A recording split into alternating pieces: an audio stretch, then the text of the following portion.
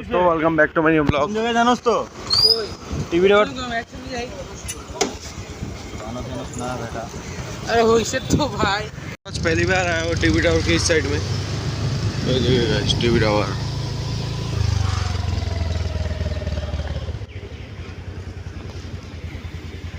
अबे डी माना तो देखिए टीवी टावर के सामने आया हूँ।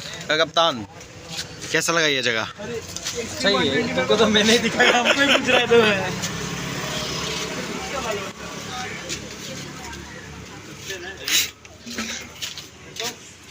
यार खराब है इसे।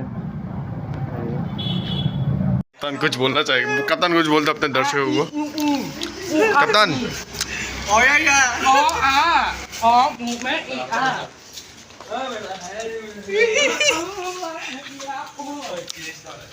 कप्तान सोमनाथ प्रसाद खाना है कि नहीं? प्रसाद ले लो, प्रसाद खाओ। अरे मुंह से बोलो, ऐसे सुपारी निकाल के बात करो।